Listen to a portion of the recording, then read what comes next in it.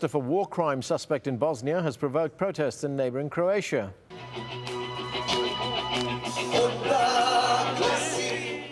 Thousands of people packed the main square in Zagreb, demanding the government protect war veterans. They're furious at last month's arrest of Tihomir Purda. He denies charges of war crimes during the Balkans War in the 1990s. Protesters describe his potential extradition to stand trial in Serbia as unacceptable, unfair and shameful. Ireland's main opposition Fine Gael party is all set to form the next government. Prime Minister-in-waiting Enda Kenny has been kissing babies and insisting that economic stability is his first priority. He says he'll try to renegotiate the $113 billion bailout which stopped Ireland from going bankrupt. Angry voters blame the ruling Fianna Fáil party for the economic debacle. It's now facing its worst defeat in nearly 80 years. Workers across America are staging protests in solidarity with what's happening in the state of Wisconsin. In an increasingly bitter dispute over the state's debt and union rights, up to 12,000 public sector workers are threatened with layoffs. Roger Wilkerson has the story.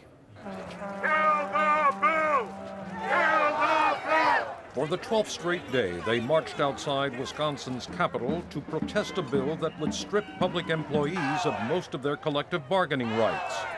On this cold, wet day, Wisconsin government workers were joined by fellow union members from as far away as Los Angeles.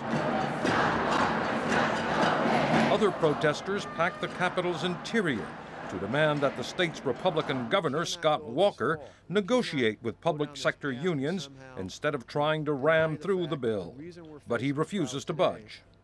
The state workers and their allies disagree with Walker's claim that his measure is necessary to deal with a projected $3 billion-plus budget deficit.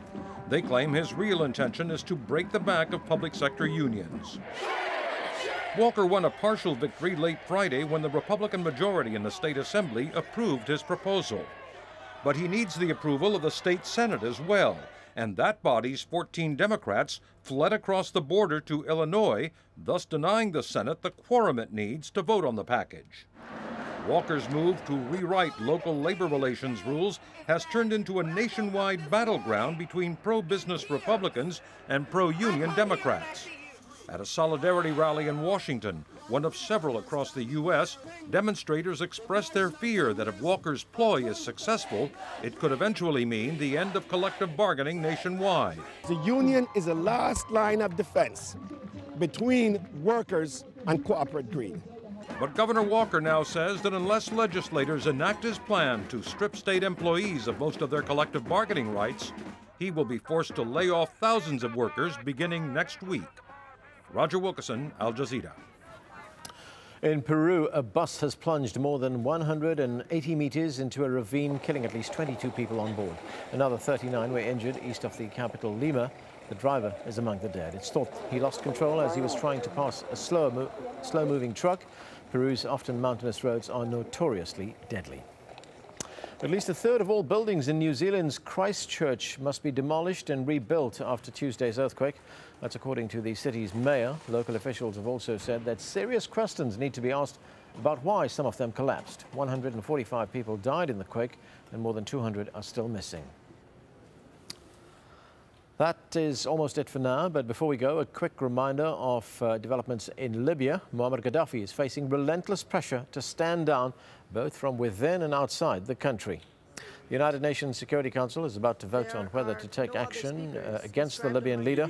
A draft resolution calls for an arms embargo and asset freeze, but there is said to be disagreement over other details. There have been tough words from the United States President, who says Muammar Gaddafi has lost the backing of his people and must step down. Protesters have taken control of most of eastern Libya and are closing in on the capital, Tripoli. Witnesses say Gaddafi loyalists have been carrying out his orders to kill opponents. And Libya's ex-Justice Minister, Mustafa Mohammed Abu al-Jalil, says he's going to help form an interim government based in Benghazi. We have much more on Libya in the coming hours. We'll open the airtight door of Muammar Gaddafi's underground bunker, which has been looted by protesters demanding his overthrow. And how Libya's uprising could shed new light on the murder of a dissident in London. All that and more on Al Jazeera, including the latest on the UN resolution. Coming up next, it's Inside Story.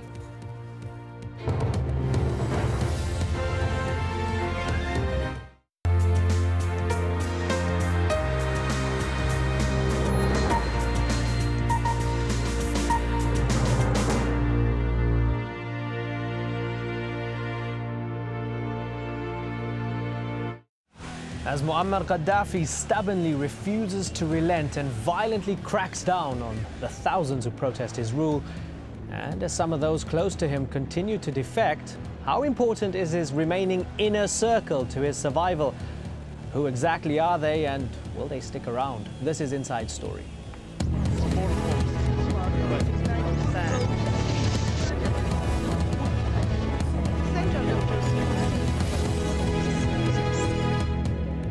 Hello and welcome to the program. I'm Imran Garda. Speaking from Tripoli's old city ramparts, Libyan leader Muammar Gaddafi promised to open weapons depots to arm all Libyan people and tribes to defend the nation against what he called saboteurs, those who have taken control of large parts of the country. Here's some of what he had to say. The armed people, and when necessary, weapons depot will be opened for all the Libyans to be armed. All the tribe will be armed, so Libya will turn into a burning hell. Well, strangely seeming to call all Libyans to fight all Libyans in the interests of all Libyans. Well, as Gaddafi clings to power, trying to quash the popular revolt, is he banking on the loyalty of his close circle? Among them, his sons and key security officials, including Abdullah al-Sanusi, the former head of military intelligence. He's thought to serve as chief of staff on security matters. Musa Kusa, foreign minister and former head of foreign intelligence. Brigadier Sayyid Mohammed Gaddafi Dam, Gaddafi's cousin, his brother Ahmed Gaddafi Dam, has recently defected. Well, closer to home, Gaddafi's sons have often been used to represent a more acceptable, modern face of the government over the years, like Saif al-Islam Gaddafi, whose doctoral thesis at the prestigious London School of Economics centered on democratization. He can now be heard characterizing all the protesters as terrorists. Mu'tasim Gaddafi, he serves as national security advisor. There's also Saadi Gaddafi. He played football for Italian giants Juventus, a club his father still owns a 7.5% stake in, and he currently conducts countermeasures against protesters in eastern Libya. And then there's the youngest son, Khamis Gaddafi, who commands an elite squad of special forces dedicated to protect his dad. Well, to know more about Gaddafi's inner circle and to find out what comes next, let's join our three guests. In Paris, Nouri al-Mismari. He's the former head of Gaddafi's protocol. And also here in our Doha studio, Mahmoud al-Shamam. He's a Libyan writer and journalist. And in London, John Hamilton, analyst and director of cross-border information and a Libya analyst. Welcome to the program, all of you. Mahmoud al-Shamam, you saw some of those that we actually mentioned as part of his inner circle. Is there anybody else that we've missed out? Not really. I think what we call them the men of the tent is around him, most of them.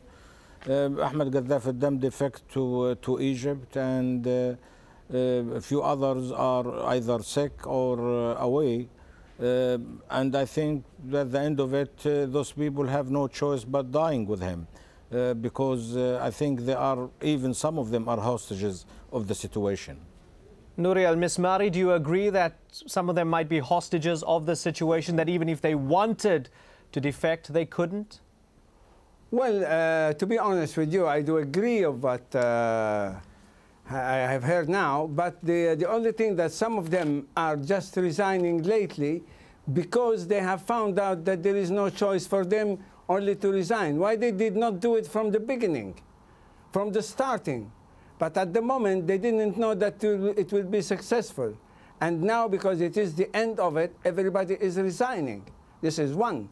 Number two, I don't believe that there are hostages. Either they are in prison or either they are already dead.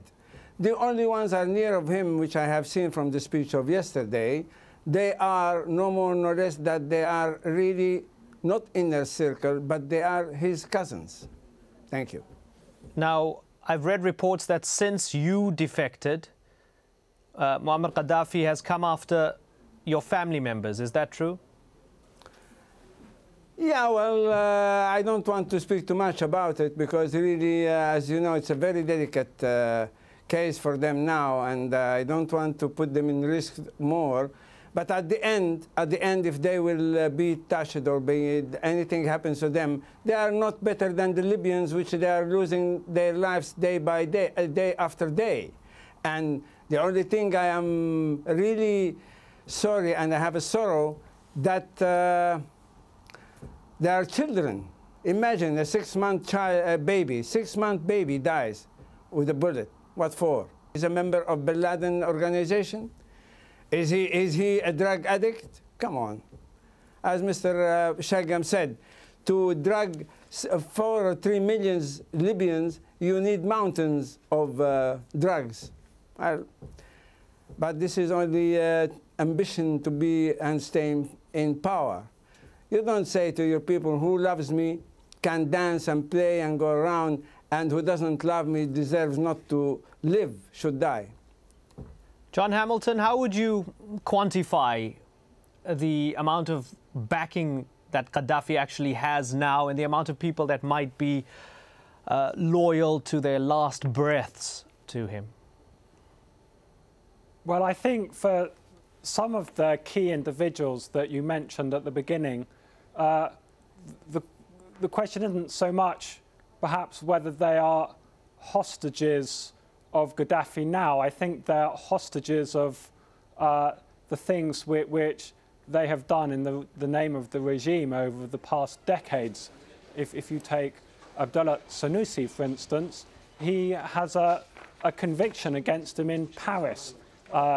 If he is ever captured, he will go straight to jail in France because he was convicted of the bombing of that aircraft which was bombed over Niger. I think Moussa Koussa would be a person who the British police might want to interview about the murder of PC Yvonne Fletcher.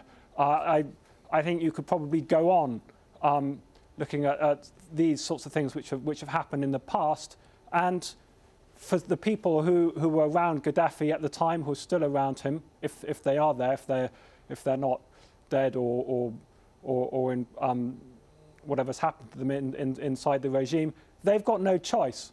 Their destinies